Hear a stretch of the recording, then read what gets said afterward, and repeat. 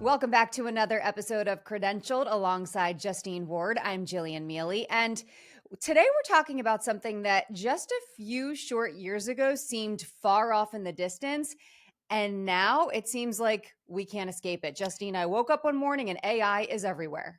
Yes. I mean, it is the two letters everyone is talking about. It's estimated a third of companies are already using it. Come next year, that figure becomes a third of Americans. And Jillian, some of the tools were only launched within the last year. This episode, we are diving into AI, what it means for the business world, and what it means for professionals, what it means for all of us, frankly, Jillian. And I feel like if you're not using it at this point, you're very quickly falling behind. Now let's bring in our very first credentialed guest, Jack Dwyer, who is an AI software engineer at Google. Jack, thanks for joining us. And how does it feel to be our first credentialed guest? I feel honored. I can't. I'm so happy to have gotten the call last night and just come on here today and talk about AI and the exciting things that are going on. Yeah, so let's start with, should we be scared of AI? Okay. I Deep breath. think, yeah, deep breath, because I think with any technological change, there's always going to be destruction and there's always going to be good things that come of it. I have friends right now thinking that we might be the last generation to ever, we could live forever. I have friends working on this problem right now, which is very spooky to think about. Like, our parents could be the last generation to die. And when you really think about that, you're like, whoa, scary. I imagine this conversation going a lot of different ways, Jack. Yeah. Jack, I did not hear that coming. No. Yes, it's a very big topic. If you look up someone like Brian Johnson, he spends about $2 million a year on his like vital signs, but he's reduced his aging down to the rate of a 10-year-old. So that's like one example. Then you have things like maybe less sexy problems like crop yields. If you could increase crop yields by 15%, food system looks a lot different. We mostly see consumer applications, but a lot of the advancements I think will be in things like manufacturing, health, things that are not as sexy, things that we won't see as much of. And we'll see the self-driving cars, we'll see those kinds of advancements. But those things going on behind the scenes, I think, are very exciting as well. What does that mean, though, that we could live forever? I mean, can you just dive into that a little 100%. deeper for me? Now, full disclosure, I'm I'm stuck not on an that. I'm not. Yeah, full disclosure, I'm not an expert. And the first time I heard it, because my friend is obsessed with it, I'm like, live forever. Who would want to do that? And then the more you think about it, you're like, oh, I mean, yeah, why would you? So essentially, what they do is they monitor your vital signs. And if you think of your body like a machine, there are going to be certain areas that tend to, bring about people's demise. It might be like a heart attack. It may be like cancer. So if you can continue to monitor the body and you can design specific drugs for your genes, there is really no reason we couldn't get to a point where we could just solve the existing problems. Essentially, it's just solving machine problems at the engineering level. Does that make sense? It does. It does. It's like a machine in a factory It's that like a you're machine in a constantly factory. making small tweaks and optimizing, Small etc. tweaks. Yeah, like, I personally, my forehead doesn't look great right now, but I get like Botox. There's no reason that people aren't going to constantly be doing these like micromanagements to their skin, to all different categories. If you look in the area of like biohacking, it's very interesting. Like, I have a Apple Watch on one thing and a Whoop on the other. Kind of weird, right? But if you want to have this data in the future, because AI is largely predicated or largely based off large volumes of data, wouldn't it be nice to have your heartbeat for the last 10 years? How would you say, Jack, that the average person may already be interacting with AI and maybe they're not aware of it? Okay, so AI is very pervasive. And I think just with the advent of ChatGPT, people are now just seeing it for the first time, or seeing it for the first time like a year ago. Because let's say you go to McDonald's. I'm personally not a McDonald's frequenter, but sometimes I do like to go. If it's a cold weather outside, they're going to dynamically change the menu. They do all kinds of things evaluating, like, say, like the type of car, all different kinds of analysis to check and try to make people, buy more product or buy specific kinds of product. Because it really wouldn't make sense. Like, if it's 32 degrees outside, you wouldn't want to get the ice cream menu. Somebody might, but it's quite rare. So you're going to see those types of applications in real life. I think the common ones that people see are any kind of recommendation system. If you're in Spotify and you're like, wait, how do they know exactly what kind of songs or what kind of playlists I want? They're able to dynamically create playlists. This is technology that we've seen developed. But just like I was saying earlier, you're seeing it in the consumer space. You're not necessarily seeing it on the back end. Like when we have self-driving cars, when we have cars that know exactly what kind of temperature to put on based on the outside environment or based on your specific preferences. Things like search have become so much better because it's able to preempt your desires. Most people think that they're special, unique snowflakes. And to a degree, everyone is unique. But largely their desires and interests are, you can kind of bucket people. So there will be a lot more custom experiences based on what you want. If anyone's had the experience where they go on Instagram, they're like, huh, how did they know I was just talking about a trip to Italy? Well, it's possible you did search for a trip to Italy and they can track you across the internet for that. But it's also probable that they're like taking your demographic information where you're like, okay, a, a 28-year-old male who's interested in travel, who speaks multiple languages, chances are that person wants to go to only a select few places, and they're able to predict that, those kinds of things. You're right, because I feel like half the time I open my phone or someone else I'm having a conversation with says, "Oh, my phone's listening to me because we were just talking about Mm-hmm. XYZ and now XYZ is an Instagram ad Yeah. or some kind of pop-up or some kind of ad." I guess the question is, why did it explode so quick? Like, I feel like I woke up, I said this a few minutes ago. I feel like I woke up one morning in this last year and all of a sudden it was everywhere. But I know this has been being worked on for a long time. Yeah, there's a classic quote, and I'll probably butcher it. Is there are decades where nothing seems to happen, and weeks where decades seem to happen, and this Mm. is what I chalk up the AI explosion to. It's people were working on it behind the scenes. But then one day, a consumer facing technology comes out where everyday people are able to see the advancements. If you're a nerd like me, you were following, like, oh man, AI has beaten the best chess player in the world, or like, oh, AI has mastered this incredible game. And now they have to have essentially fraud detection on like poker games to make sure that AI isn't playing because it's too good. It can beat everyone. And this is probably on the more scary end of things where things can go, but you're seeing these types of applications go out, and it's a lot of work going on behind the scenes, and I think it's really just the beginning. I think the figure of what it can add to the global economy is estimated somewhere to 2.4 trillion just from AI. What does that even mean? So you're going to see a lot of we'll say in addition, so efficiencies. Let's say we run a factory, right? And historically, we've had to have people look for defects in individual products. But now, with something like computer vision, we can take a photo of it or a video of it, and we can detect even minor defects that would have caused a return in value. Or taking a previous example with crop yields, if we can increase the farm's production by 15%, that's a huge increase in their overall output. Or spoilage, for example. So you have crops, but maybe the transportation systems aren't that good or aren't as fine tuned. They might spoil on the way. So how can you even not only increase the production, but decrease the amount that one has to throw away? And Jack, if you were to boil it down to one sentence, what I hear and what I think about when it comes to AI is it's equal parts pattern recognition and predictive power. Did I surmise that correctly? Yeah, I think that's a really good summary where you can think of AI as trying to make, as the name says, machines intelligent. And humans are really good at pattern recognition. And it's not always something historically that computers have been good at.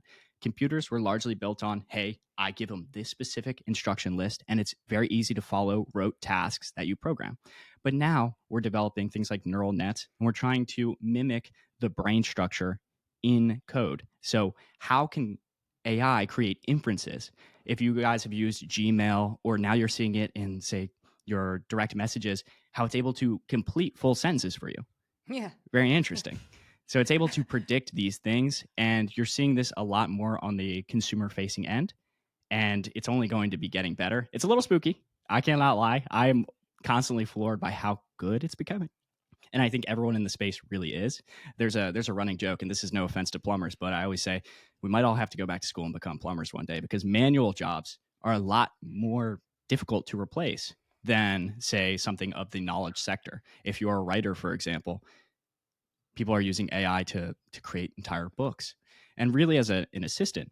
But you can see that there will definitely be job destruction where you need less people to do the same amount of tasks. And this kind of also ties into the GDP numbers, or the increase in total output. Is if one person is able to produce so much more of a volume of content or of a volume of financial analysis, there's a lot of synergies for companies, which is honestly just a nice way to say layoffs. Well, and that's where I was going next is what does this mean for humans? Because Justine and I were talking about this and we were looking up a number of articles and a number of statistics to just have this conversation. And there was something that I came across from Pew Research that said 52% of Americans are more concerned than excited about AI in daily life, compared to with 10% who say they're more excited than concerned, and 36% feel a mix of excitement and concern. So that's, I think, fair though, of anytime Mhm. there's any kind of big change or anytime there's a big dynamic shift. And it seems like AI certainly falls in that category. But people have concerns, I think, not only because maybe they're afraid of the unknown, but Mhm. also because what does that mean for us, for our jobs, for our livelihoods going forward? Yeah, I think it's an incredible question, and I would put myself in the both excited and a little scared category, because you work on this and you see, wow, this is getting really good. So instead of having a radiologist, for example, and I still believe radiologists will exist in the future, but to do all of these complex analysis of scans, there's no reason an AI wouldn't be able to do that. Wow. And I'm not in the radiology field myself, but I would be shocked if that wasn't currently going on. You're just going to see this continue to evolve, continue to get better, and there will be job loss. I often think of this quote, I have no idea who it's attributed to, but how can you hope to conserve anything in the face of rapid technological change? And as I much just got as chills. yeah, as much as it's scary, it's really the path that you're going to walk towards. Because the scarier thing for, let's say, there's just going to be a race to AI. Because the scarier thing for the US government, for example, would be that China has AI superiority. So, irrespective of people's wants and desires on this, there will be a race to increase its efficiency. And with the Mm. good comes the bad, right? So, we had, for example, a pandemic. If you're able to not only synthesize drugs to cure viruses, for example, the same logic would hold that you'd be able to create viruses as well. So there's a big question on things like AI ethics, and this is an area I think will really increase, because you need to bake into these machines. Humans themselves have moral codes passed down from Mhm. religion, have passed down from communities, but machines don't have that. Now they will inherit the biases that are within the text that they consume. So what you feed the AI, it learns. So you Mhm. need to be cognizant of what you're feeding it and making sure that it has humans' best interest in mind. There's this classic example of, let's say you want to make the greatest paperclip manufacturer in the world. And you tell the AI, I want you to increase the total amount of paper clips every single day. And the AI, it starts, finds little inefficiencies in the manufacturing process. Like, oh, well, there's all those matter over there in humans. And, humans are actually taking up some of the resources. Like, if I got rid of the humans, I'd have more resources to make paper clips. And obviously, it's a silly example, but you have to build in these like ethical structures, because just because you want it to solve one problem doesn't mean it will create others. And humans are very good at having this like Mhm. multidisciplinary thinking in terms of problem solving, but you have to put that into machines as well. Yeah, it sounds like AI cannot do systems thinking. And sometimes you solve a Not yet. problem, like you said, and you create a bigger problem. Mhm. Definitely. Yeah. And I foresee a lot of good and a lot of bad. One thing I'm really curious about is how we're going to do recognition of what people actually said, because there are such good deepfakes out there, such good audio cloning technology that I've seen, or not personally seen, but I've heard of examples of people, using this technology to call, a grandmother and pretty much like extort them for money, saying like, "Hey, your daughter's been kidnapped. We need you to wire us this amount of money." And back in the day, you could kind of you tell your grandmother, "Hey, like text the kid," but when the voice sounds so Mm. similar to the Mhm. daughter or to the son, that is going to be a very interesting process. And I think fraud and kind of verification of identity will be a burgeoning field in the future. Whew, that is interesting because there's Sorry a to be such a Forbes. doomer. No. Well, two things here. I've heard of similar, at least, look, who knows? I haven't experienced this personally, but I've heard and I've seen on Facebook and other things warnings about when you answer a call from a phone number you don't know, don't say yes or don't say no because they're recording, that to use it. I don't know. I mean, who knows? There's a lot of that, but I can see your point of how that would be a concern going forward. Also, another point bouncing off of what you just said, though, there's a Forbes article talking about over half of business owners use AI for cybersecurity and fraud management. So you just talked about sort of the other side of fraud potentially when it comes to AI, and businesses are using it to manage that. What happens if AI fails? It is technology. Yeah. And one of the tricky things with fraud, right, is the fraudster only has to be right once, and the people that are defending against the fraud have to be right thousands of times. So even working in the space I work on, we're constantly getting attacked, and people don't really think about it in that sense, but you're constantly having servers trying to take down your websites. The internet is an interesting place, so to speak. So all business owners will need to be concerned about these fraud risks, similar to how people had to think about shoplifting in the past. Technology is a very big area in which you need to defend yourself, and you need to be cognizant of the latest advancements. I can see insurance would be a big area for this. Like, people are going to have to insure their business against these kinds of like AI attacks or these kinds of like technological attacks as more things move online. And sticking with the business theme here, Jack, if you think about, yes, it's going to automate, it's estimated a quarter of work tasks. Could that then, instead of layoffs, et cetera, like you mentioned, could this instead free up people to do different things within the Yeah, workplace? I think that's definitely an idea, and you've heard this idea of, we'll call it creative destruction. So you may have had a secretary back in the day, and now with the advent of personal computers, pretty much everyone knows how to type, everyone knows how to send a memo, everyone knows how to do a lot of different tasks. So there has been that kind of reallocation of people. I like to think of, and I already apologize for being such a doomer on this topic. I have a balanced view, but sometimes the doom is funner to play with. Is you will see just an overall reduction in the amount of people that are necessary to do jobs. So even if you look at artists like, let's say, Bad Bunny or Drake on TikTok, you can find these AI generated songs that sound eerily similar to them. And I would listen to them. They're good songs, in my opinion, irrespective of what you think of those two artists. And you're just like, okay. So we thought with automation, we'd get rid of like the manual labor jobs, like the ones where people are toiling, breaking their back in the sun, lifting heavy objects. And it actually turns out that those are the jobs that are the most defensible. And the jobs that are the least defensible are the knowledge work, because we're training machines to think like humans. I do see a shift back to like the trades, those types of jobs that have a little bit gone by the wayside over the last few years for a lot of jobs in technology. But I feel like at some point, maybe I'm alone in that, but I feel like we could see that shift happening. I do want to talk about AI in broadcast because I have concerns about that. Justine and I have talked about this, and we both come from a very extensive TV background. And we know the work that goes into talking to sources, confirming information, putting out accurate information. Like, there's a lot that goes into that.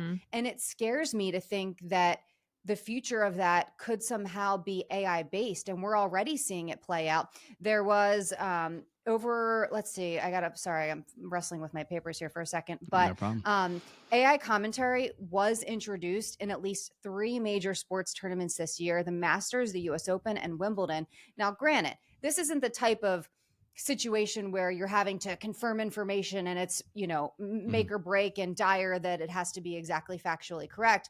These were used, to my knowledge anyway, on a lot of their apps to do play-by-play commentary, but still, that's the start of it going into broadcast.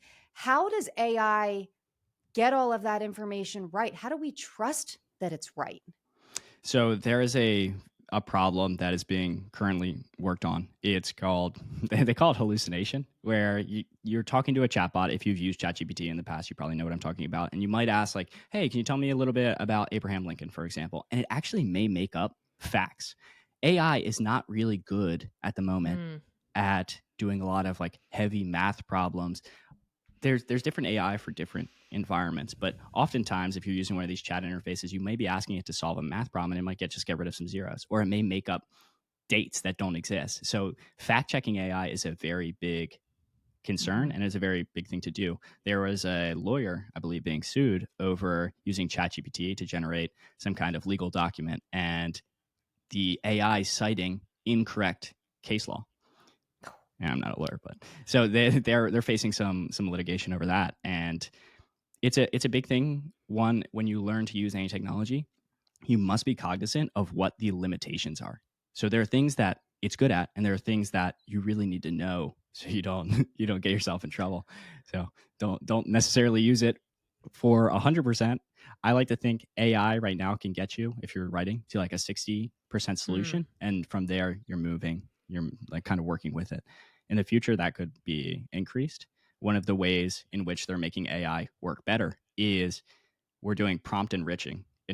I'm predicating a lot of this talk on people having used ChatGPT, but let's say you type in a question and say, "Hey, how would you make this email better?" And it may just give you a default response. But if you say, "Act as an expert journalist with 20 years of experience," it will give you a different response. It will give you something more tailored mhm. to the persona of that journalist. Or if you even ask it, say like, "Hey, I want you to solve this math problem and write out the steps," you'll get a much better result. So on the back end, so historically over the past year, we we've asked users to get better at prompt engineering, to put in better prompts. Now what we're doing on the back end is we're enriching the prompts. So we're adding in additional context for the AI to use. I hope all this makes Mhm. sense. It does. No, I've had some training on AI, and the more you can say, pretend you're a Yeah. marketing executive or Hmm. act as, it can enrich the response that you get back. But Jack, what I think is so huge that I think there's just been this inherent trust, and that what you get back from AI, you have to filter as the human being on the other end, because it may not be true, Hmm. it may not be factual. And I think with a lot of these things, remember, if you think about when Wikipedia first came out, you were Hmm. not allowed to use it as a source in papers because you could not trust that it Yeah. was factual, right? Forgot And now about that. Wikipedia is everything. Yeah, it's great. It's become very good, right? Yeah. They've optimized it. But I think that's the thing that I think even I haven't realized is you have to triple check because it may not be right. 100%. And that is a limitation that we're experiencing today. But one thing to remember about technology, and some people are technology pessimists. They're the founder of Founders Fund used to say, "We were promised flying cars and we got 180 characters," being a joke on that. We were promised great things and we got Twitter. But you have to remember that these things can just explode. And the second that AI is this good, it can become increase by double tomorrow, because it has exponential increase in information, in Mm-hmm. ability, in rectifying mistakes. So my sister just had a daughter, and it's incredible to Oh. see how much they progress each month. But if you think about an AI, like they don't have those like generally linear progressions. They accelerate much faster. So the second it's as smart as a human is the second it's doubles as smart as a human the next day. Just kind of crazy to Congrats think to your about. sister, by the Thank you. I way. appreciate that. Okay, so what are some of I feel like we've spent a lot of time in this like doom and gloom Doom and gloom. about, Yeah, sorry, that's or my, like, my specialty.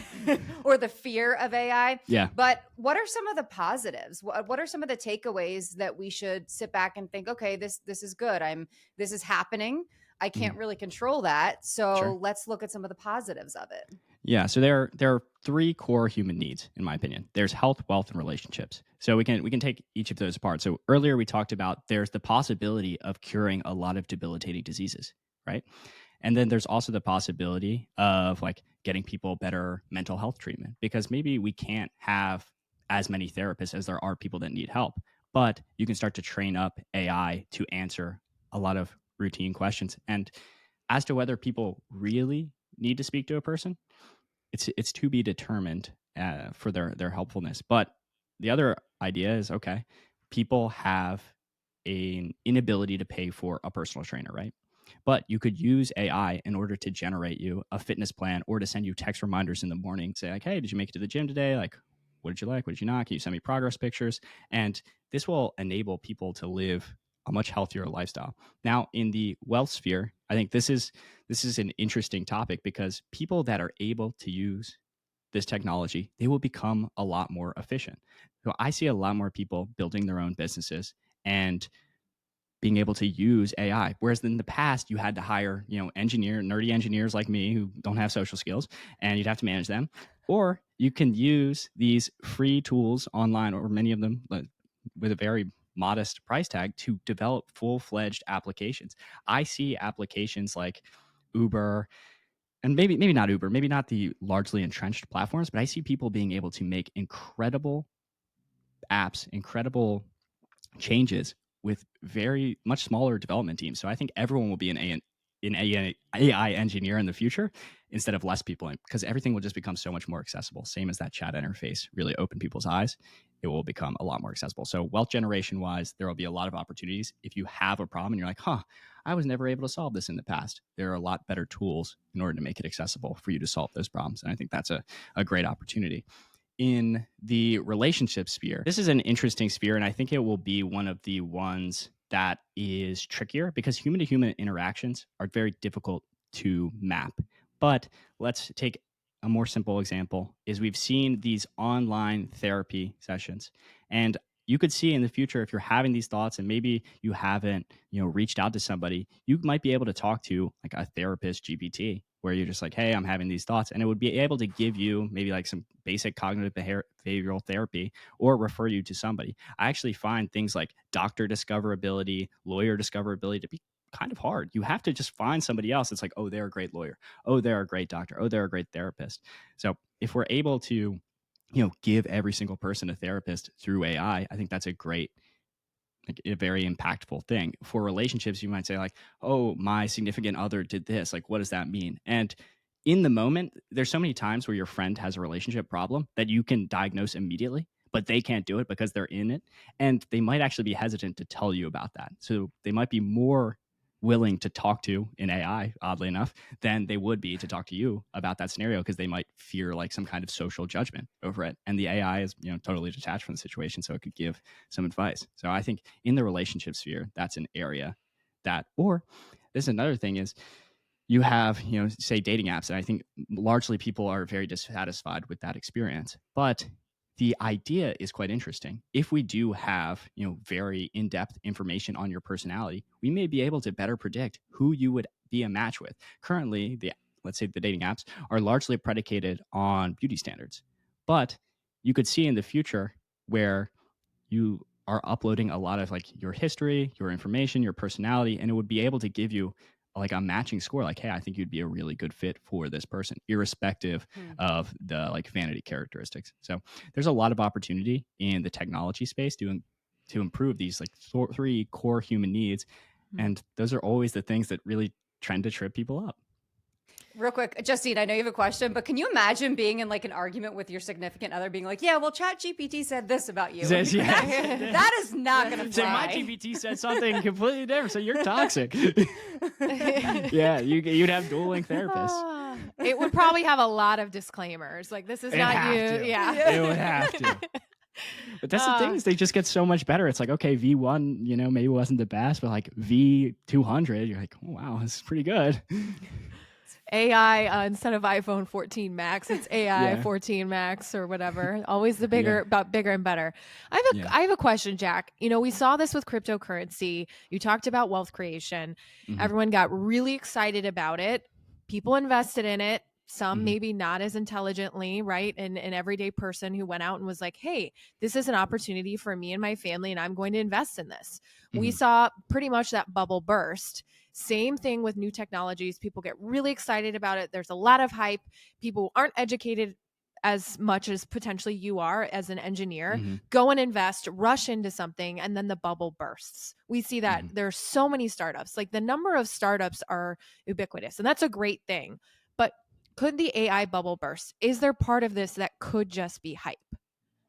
I personally do not think it's at all hype, and I think if anything, it's slightly being discounted because Hmm. the applications are going to be so ubiquitous. It could range from the McDonald's menu to crop yields to doing micro optimizations in your gene structure. So I think people are very excited, and there's a reason because there's so many avenues, especially talking about the low code tooling space. Whereas before, let's say you ran like a pizza shop and you're like, hey, I have these problems, but there's no way I could hire a software engineer for it. Or you run a golf course and you're like, oh, you know, we have all the like this information on how to best grow grass, but we're not able to monitor in effective ways. As these things get cheaper, people are able to solve these like micro problems that would have required huge development teams, huge resources to do. So I'm very bullish on the space in terms of, you know, companies dying out. I think you're always going to see a like Cambrian explosion, and it's kind of evolution at the end of the day. It's many people are going to build things, and oftentimes products that were built internally at other organizations go on to be bought by bigger organizations, medium-sized organizations, and go on to be integrated into other things. And so although there may be wealth destruction in certain businesses collapsing, usually if people are building stuff, something comes out of it, either knowledge or some kind of product. Many of the major tech companies you know today are wholly comprised of other organizations. Let's take Instagram, for example. Instagram, I think, had under 100 engineers. I think it was actually much less than that. Wow. So Instagram, the app that we know it as today as the juggernaut, was not even close. People thought Mark Zuckerberg was crazy for buying it for $1 billion. So he saw certain pieces of that. So when people are building all these AI applications, although it may not be successful in its own right as a company, it may become the ads platform for a future company, or it may become the gene editing software for a future company. So I'm always hesitant to say like, okay, this is entirely hype. And then to double back on the blockchain space, I think it's very interesting that let's say you have 200 countries. I don't know the exact amount. You have, let's say, 200 financial systems, but in the crypto space, you can have hundreds of thousands of financial systems. So do we know that the financial system we have is the best? Now, I'm not advocating investing in any of these areas. I just think from like a science perspective, wow, it's quite interesting that if you can have 1,000 different experiments of financial systems, you can largely coalesce around a better financial system. Same if you have 1,000 AI companies, there may shake out to only be X amount of AI companies in the end of the day, but a lot of ideas, a lot of good paths were generated from that. That's true. I feel like there's so much we could talk about. We're gonna have to do another segment on this at some point once AI continues to develop. But I do have one final question, and it's very serious. Okay, I need your full attention for this. Please. Can AI confirm or deny that aliens exist? I don't think it can confirm or deny yet that they exist. I tend to be on the believer spectrum, so I'll be slightly biased on this. But you are seeing huge advancements. It's not my specialty in the ability to look out at galaxies far past our own and able to look at different planets. I think if there are aliens, they're either highly underdeveloped or they're so overdeveloped as to be unrecognizable to us. Because let's walk through a logical conclusion. How much do you use your iPhone? Probably unbelievably. In the future, there's probably going to be like embedded chips in people's brains. This is actually a big area that Elon Musk is working on, where you might communicate not with your spoken voice, but you might just communicate with your thoughts. So at a certain point, you might be like, I'm not ready. No, I'm not ready for this. But you could just walk through this. So if you're like a very advanced alien species, right? You might be like, well, we shifted to being almost entirely, computer a long time ago. Like, why would we waste all this energy maintaining like a human or alien form when we could just take much less energy and just run as like complete machines? So you run down all these like very interesting conclusions where you're like, okay, it's either an alien species was never able to hit a certain advancement level. They're either very underdeveloped. They either got so advanced that they ended up warring and killing each other and not making it past this, or they became like completely machine. That's my thinking. Lots of existential pondering has come out of this conversation. I have a lot to think about now. That's for sure. Well, Jack, thank you for enlightening us. Thank you for the doom, the gloom, the positive, and the extraterrestrial conversation. I like to hit it all. Get the greatest hits in there. What is your Instagram, by the way? How can people reach you? Oh, Jax, Jaxx Dwyer, Dwyer at Instagram.com. All right. Well, I think this has been highly enlightening, Justine. Thank you. I would have to agree. And we're going to have you back to talk about some of those other topics that we only got to briefly touch on. I hope so. All right. Thank you so much. Jack Dwyer, thank you. And thank you for listening to another episode of Credentialed.